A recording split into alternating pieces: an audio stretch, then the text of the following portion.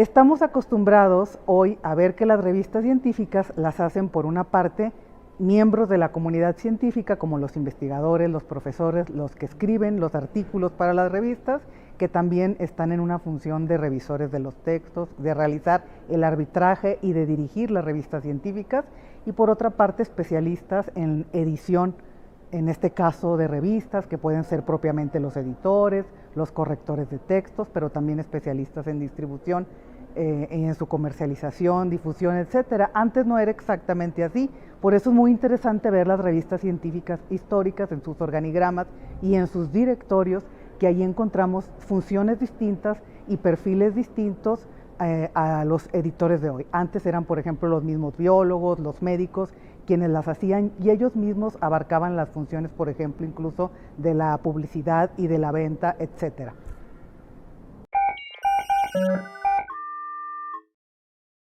La circulación en las revistas científicas es fundamental. No debemos olvidar que se trata de medios de comunicación. Esta se daba, digamos, en dos formas, tanto interna como externa. Al decir interna me refiero a la comunicación entre las mismas revistas. Una revista científica se nutre de sus pares, de otras revistas científicas, por lo tanto era muy importante que hubiera intercambio entre ellas. Había un mecanismo denominado canje, a través del cual una revista le pasaba sus títulos a las nuevas revistas y así se circulaban las revistas entre ellas mismas. Y hacia el exterior, estas publicaciones tenían que llegar a los interesados, a los lectores, que en el caso de las revistas científicas estaban en todos los centros de investigación, los centros de enseñanza, sobre todo de educación superior, pero en el caso, por ejemplo, de las revistas médicas, pues debían llegar a institutos, a hospitales, debían llegar incluso a los consultorios particulares de cada médico. En este caso, en México, se distribuían hace 100 años a través del correo y utilizaban los medios de transporte de la época. Pensemos que usaban el ferrocarril, que viajaban en carretas o incluso en mulas. Tal vez estamos muy acostumbrados a tener la información en un minuto, en la palma de nuestra mano, pero pensemos en todo el grupo de personas que estaban implicadas en hacer llegar la información científica actualizada a todos los interesados lectores.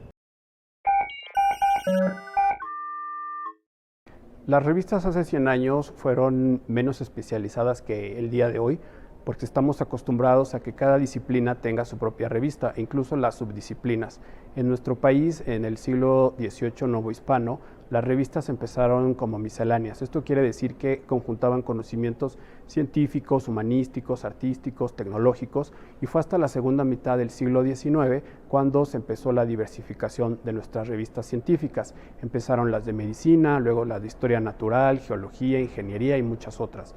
Ya es en el siglo XX en el que vemos acompañadas las revistas científicas y su diversificación de la hiperespecialización de las disciplinas, incluso de las instituciones. Esto quiere decir que en nuestro siglo XX mexicano hubo nuevas instituciones. Pensemos en nuestra universidad, nuevos institutos, nuevas facultades, campos de conocimiento que fueron emergiendo, y esto acompañó a nuevas publicaciones. ¿Por qué? Porque también había nuevos públicos, nuevos autores, nuevos procesos editoriales. No es lo mismo unas imágenes de matemáticas que de biología, que de medicina o incluso de ingeniería.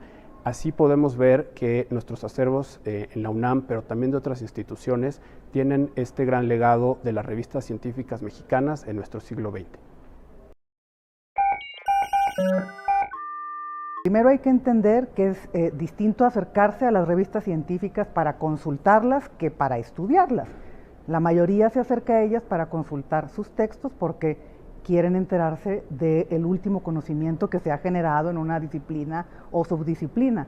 En cambio, nosotros como historiadores nos interesamos en estudiarlas, que también estudiamos los textos, pero unos textos que quizá han perdido ya la validez en términos de actualidad, y también nos acercamos para estudiar otros aspectos de las revistas, como quiénes las editan, cómo están hechas, cómo se distribuyeron, cómo se vendieron y quiénes han sido los lectores de esas revistas, que antes no eran necesariamente como hoy solo los públicos especializados, sino que había públicos más amplios y se fueron especializando poco a poco. Por eso es tan importante estudiarlas desde el punto de vista histórico.